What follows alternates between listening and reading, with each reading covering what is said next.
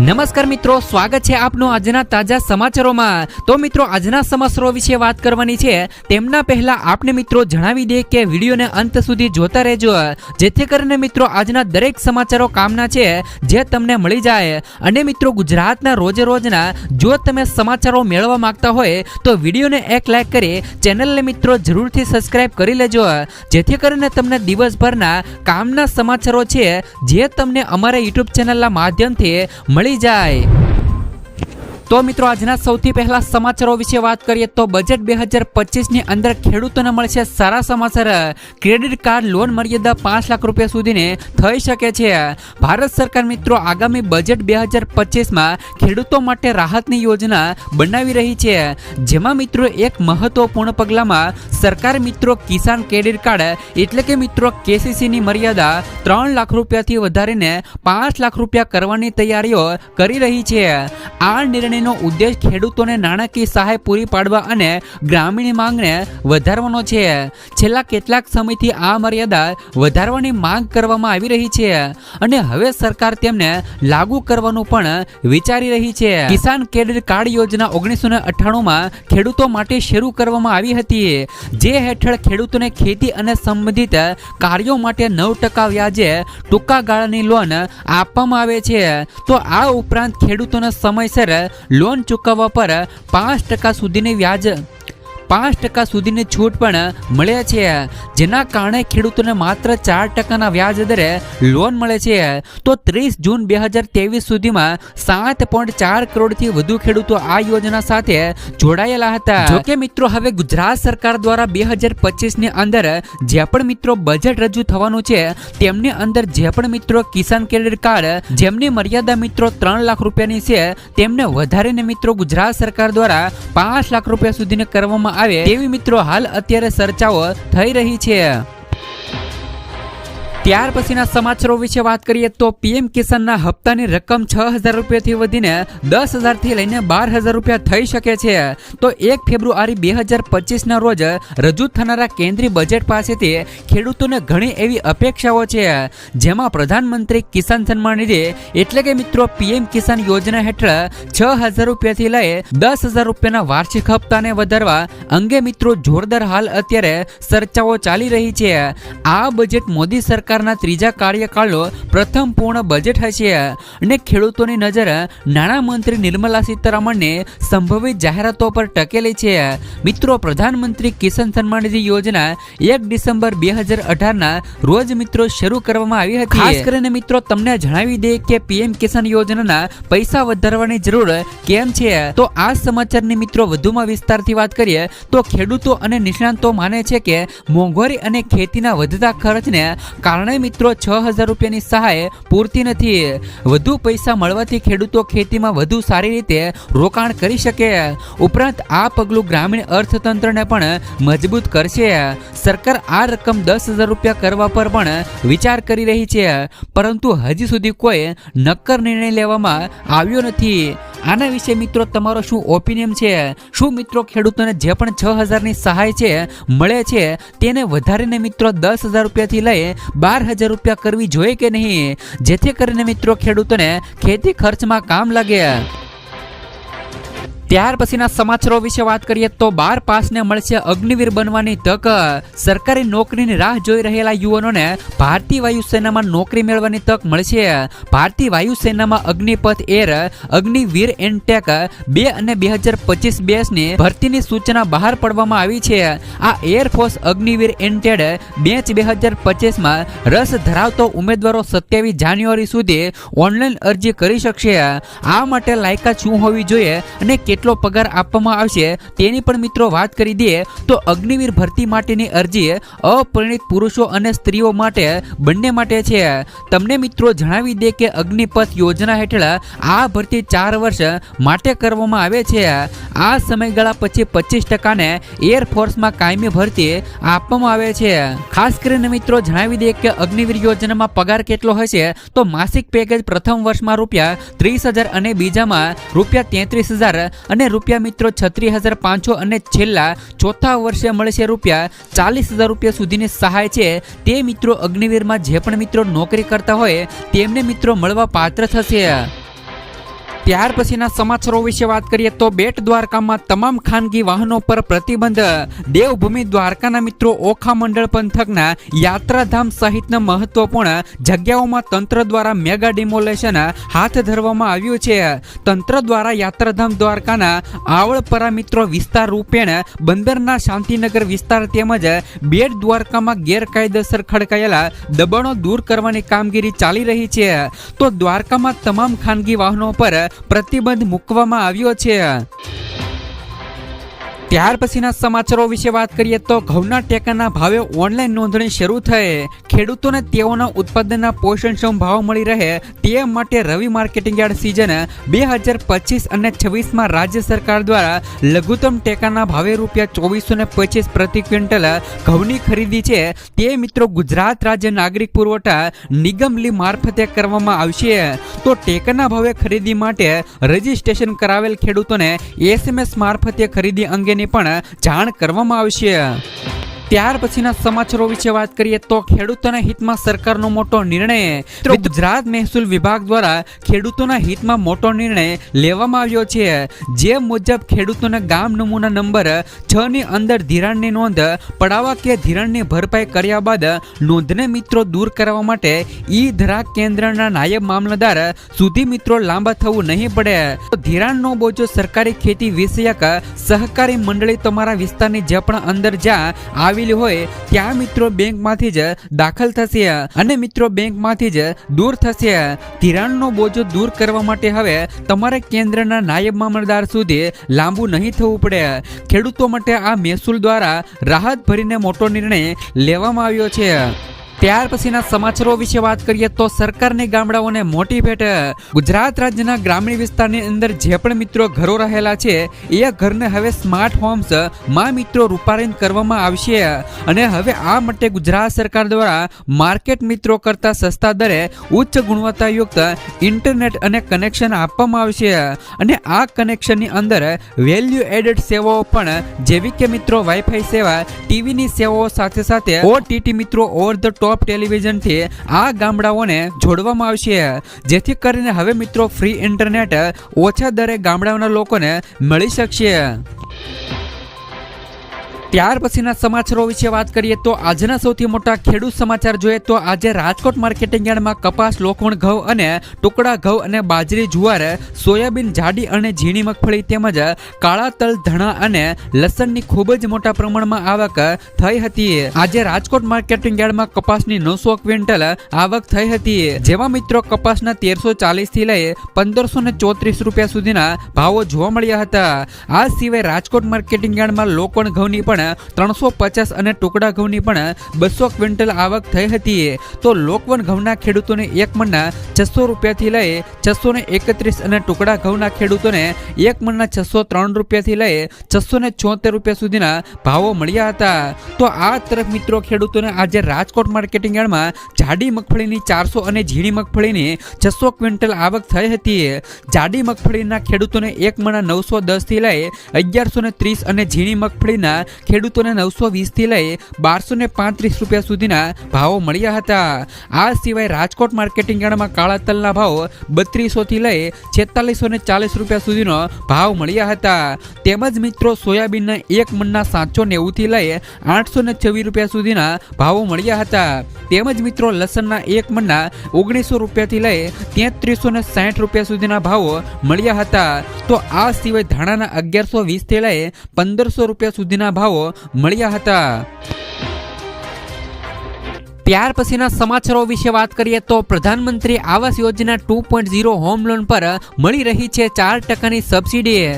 Home loan પર સરકાર દ્વારા મિત્રો 4% સબસિડી હાલ અત્યારે આપવામાં આવી રહી છે.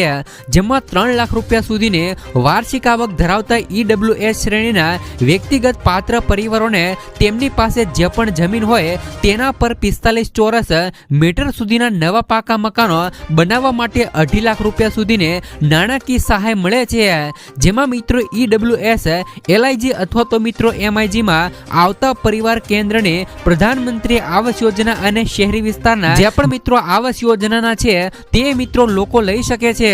આમાં મિત્રો ગુજરાત સરકાર દ્વારા નવા પાકા મકાનો બનાવવા માટે 2.5 લાખ રૂપિયા સુધીની સહાય છે તે મિત્રો PM આવાસ યોજના હેઠળ મળવા પાત્ર છે. ત્યાર પછીના સમાચારો વિશે વાત કરીએ તો ઉત્તરાયણના પર્વને લઈને ગુજરાત હાઈકોર્ટનો હુકમ. ઉત્તરાયણ પર્વને લઈને ગણતરીના દિવસો બાકી રહ્યા છે ત્યારે ગુજરાત હાઈકોર્ટે ઉત્તરાયણના તહેવારમાં રાજ્યભરમાં કાચ પાયેલા દોરાના ઉપયોગ પર પ્રતિબંધ મૂકવા આદેશ આપ્યો છે. સાથે જ મિત્રો ચાઇનીઝ દોરી, નાયલોન દોરીના ઉપયોગ પર પણ મિત્રો પ્રતિબંધ મૂકવા હુકમ કર્યો છે. આ અંગે રાજ્ય સરકારે પણ હુકમ પાલનની પ્રતિબદ્ધતા દર્શાવી છે અને 13 જાન્યુઆરી સુધીમાં ઠોસ અને અસરકારક પગલાં લેવા કોર્ટમાં ખાતરી આપી છે. ત્યાર પછીના સમાચારો વિશે વાત કરીએ તો ઉત્તરાયણમાં ઘાયલ પક્ષીઓને બચાવવા કરુણા અભિયાનના નંબર જાહેર કરાયા. ઘાયલ પક્ષીઓને ઝડપી સારવાર આપવા માટે વન વિભાગ દ્વારા વોટ્સએપ નંબર એટલે કે મિત્રો 8320 0020 00 અને મિત્રો 1926 હેલ્પલાઇન નંબર જાહેર કર્યો છે. આ નંબર પર હાઈ મેસેજ કરવાથી એક મિત્રો લિંક મળશે, જેને મિત્રો ક્લિક કરવાથી જિલ્લાવાર ઉપલબ્ધ તમામ પક્ષી સારવાર કેન્દ્રોની માહિતી મળશે. આ ઉપરાંત પશુપાલન વિભાગ દ્વારા 1962 નંબર સેવારત કાર્યરત છે. આ નંબરનો સંપર્ક કરી અને નાગરિકો અબોલ પશુ પક્ષીઓનો જીવ બચાવી શકશે. ત્યાર પછીના સમાચારો વિશે વાત કરીએ તો ખેડૂતોની મિત્રો આવક વધારવા માટે 6 મુદ્દાની વ્યૂહરચના તૈયાર કરાઈ. ખેડૂતોને આવક વધારવા માટે સરકારે 6 મુદ્દાની વ્યૂહરચના તૈયાર કરી છે. આજે લોકસભા જવાબ આપતા કૃષિ અને ખેડૂત કલ્યાણ મંત્રી શિવરાજસિંહ ચૌહાણે જણાવ્યું હતું કે ખેડૂતોની આવક 2002 અને 2003માં પ્રતિ માસ 2115 રૂપિયાથી વધારીને 2018 અને 19માં 10,218 રૂપિયા પ્રતિ માસ થઈ ગઈ છે. મંત્રીએ ઉમેર્યું હતું કે સરકારની 6 મુદ્દાની વ્યૂહરચનામાં ઉત્પાદન વધારવું અને ઉત્પાદન ખર્ચમાં ઘટાડો કરવાનો છે. ઉત્પાદનના મિત્રો વ્યાજબી લઘુત્તમ ભાવ સુનિશ્ચિત કરવા અને કુદરતી આપત્તિઓથી થતા મિત્રો નુકસાનની ભરપાઈ અને કૃષિમાં મિત્રો વૈવિધ્યકરણ અને કુદરતી અને સજીવ ખેતીને પ્રોત્સાહન આપવાનો સમાવેશ થાય છે. પણ મિત્રો અહીંયા તો ખેડૂતોનું કહેવું છે કે જ્યાં પણ મિત્રો ખેડૂતોની આવક વધવાને બદલે અત્યારે હાલ ખેડૂતોની માથે દેવા વધી ગયા છે. એક તરફ મિત્રો સરકાર કહી રહી છે કે ખેડૂતોની આવક વધી ગઈ છે, તો બીજી તરફ મિત્રો ખેડૂતો પણ કહી રહ્યા છે કે ગુજરાતમાં મિત્રો ખેડૂતોના દેવા વધી ગયા છે અને ગુજરાતના ખેડૂતોની માંગણીઓ છે કે આવક વધવાને બદલે ખેડૂતોના મિત્રો દેવા છે તે મિત્રો માફ કરવામાં આવે. ત્યાર પછીના સમાચારો વિશે વાત કરીએ તો મિત્રો પંજાબમાં રાશન કાર્ડને બદલે હવે સ્માર્ટ કાર્ડ અપાશે. પંજાબની ભગવત માન સરકાર સતત વિકાસ કાર્યોમાં વ્યસ્ત છે. આ હેઠળ લોકોને પંજાબમાં રાષ્ટ્રીય ખાદ્ય સુરક્ષા કાયદા હેઠળ લાભ મેળવવા માટે હવે રાશન કાર્ડની જરૂર રહેશે નહીં. લાભાર્થીઓને સ્માર્ટ કાર્ડ દ્વારા જ રાશન મળશે. પંજાબ સરકાર 40 લાખ લાભાર્થીઓના ચિપ આધારિત સ્માર્ટ કાર્ડ બનાવી રહી છે, જેમની પ્રક્રિયા શરૂ કરી દેવામાં આવી છે. તમે મિત્રો POS એટલે કે પોસ મશીને સ્પર્શ કરતાની સાથે જ લાભાર્થી પરિવારની સંપૂર્ણ વિગતો દેખાશે અને તેમને રાશન આપવામાં આવશે. વિભાગે આ નવી સિસ્ટમ માટે 14,400 પોસ મશીનોની પણ વ્યવસ્થા કરી છે. ત્યાર પછીના સમાચારો વિશે વાત કરીએ તો RBI ખેડૂતોને આપી મોટી ભેટ. મિત્રો RBI કૃષિ લોન વધારી દીધી છે. હવે મિત્રો 2025 ની અંદર જીરો વગર એટલે કે મિત્રો ગીરો વગર ખેડૂતોને 2 લાખ રૂપિયા સુધીની લોન મળવાની છે. RBI શનિવારે આમની જાહેરાત કરી દીધી છે. કોલેક્ટર ફ્રી લોનની મર્યાદા વધારવામાં આવી છે. અત્યાર સુધી ખેડૂતોને 1.60 લાખ એટલે કે 1,60,000 રૂપિયા સુધીની કોલેક્ટર ફ્રી લોન મળતી હતી. વધેલી મર્યાદામાં 1 જાન્યુઆરી 2025 થી લાગુ થઈ ગઈ છે. કોલેક્ટર ફ્રી એ એવી લોન છે જે બેંકો કોઈ પણ કોલેક્ટર વિના આપે છે. ત્યાર પછીના સમાચારો વિશે વાત કરીએ તો સમૃદ્ધ ગુજરાતમાં ખેડૂતો દેવાદાર બન્યા. કેન્દ્ર અને રાજ્ય સરકાર ખેડૂતોને આવક ડબલ કરવાની વાતો કરે છે, પરંતુ કૃષિ પ્રધાન દેશમાં ખેડૂતો દેવળિયા બની રહ્યા છે. ગુજરાતમાં ખેડૂતોને આવક કરતા જાવકના પ્રમાણમાં વધારો થયો છે. રાજ્યમાં પ્રત્યેક ખેડૂતોના માટે 50,000 કરતા અને 2 લાખ રૂપિયા સુધીનું દેવું થઈ ગયું છે. ગુજરાતમાં ખેડૂતોની માટે 50,000 થી લઈ 2 લાખ રૂપિયા સુધીના દેવા સંપૂર્ણ ખેડૂતો માથે આવે છે. ગુજરાતના પ્રત્યેક ખેડૂત ઉપર સરેરાશ મિત્રો 5,65,068 રૂપિયાનું દેવું છે. ગુજરાતના 42.5% ખેડૂતો દેવામાં ડૂબેલા છે. તો ગુજરાત કરતા પણ ઓછું દેવું ઉત્તર પ્રદેશના ખેડૂતો પર આવે છે. કેન્દ્ર સરકારના સત્તાવાર આંકડા પ્રમાણે ગુજરાતમાં ખેડૂતોની પાકની આવક માત્ર 4318 રૂપિયા મળે છે, જ્યારે કુલ આવક 12,631 રૂપિયા નોંધાય છે. રાજ્ય સરકાર દાવો કરે છે કે ગુજરાતના ખેડૂતોની આવક બમણી થઈ છે, પરંતુ હકીકત એવી છે કે ખેડૂતોની આવક કરતા જાવકનો આંકડો મોટો છે.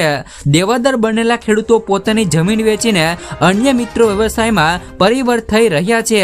કેન્દ્રીય કૃષિ મંત્રાલયના આંકડા પ્રમાણે ગુજરાતમાં છેલ્લા નાણાકીય વર્ષમાં 38.97 લાખ ખેડૂતોએ 9,69,063 કરોડ રૂપિયાની લોન પણ લીધી છે. ત્યાર પછીના સમાચારો વિશે વાત કરીએ તો મિત્રો ખેડૂતોને મળશે 25,000 રૂપિયાની સહાય. ગુજરાત રાજ્યના ખેડૂતોને પૂર અને દુકાળ અને અતિવૃષ્ટિ જેવી કુદરતી આપત્તિઓમાં રાહત આપવા ઓગસ્ટ 2020ના રોજ ગુજરાત સરકાર દ્વારા મુખ્યમંત્રી કિસાન સહાય યોજના શરૂ કરવામાં આવી છે. અને ગુજરાત કિસાન સહાય યોજના અંતર્ગત રાજ્ય સરકાર દ્વારા ખેડૂતોને મહત્તમ 4 હેક્ટર માટે કૃષિ પેદાશોના નુકસાનમાં 33% કે તેથી વધુ મિત્રો 60% નુકસાન વળતર અપાશે. તો કુદરતી આફતોના કારણે થતા મિત્રો નુકસાનના કિસ્સામાં ખેડૂતોને 20,000 રૂપિયાનું વળતર આપવામાં આવશે, અને 60% કરતા જો મિત્રો વધારે નુકસાન હોય તો વધુમાં વધુ ગ્રાન્ટ હેક્ટર માટે ₹25,000 રૂપિયાનું વળતર આપવામાં આવશે. ત્યાર પછીના સમાચારો વિશે વાત કરીએ તો વિદ્યાર્થીઓને મળશે 50,000 રૂપિયા સુધીની સહાય. દેશની દીકરીઓ ભણી ગણીને આગળ આવે તે માટે પીએમ નરેન્દ્ર મોદીએ સ્ત્રી સંરક્ષણ અને કન્યા કેળવણી પર હંમેશા ભાર મૂક્યો છે.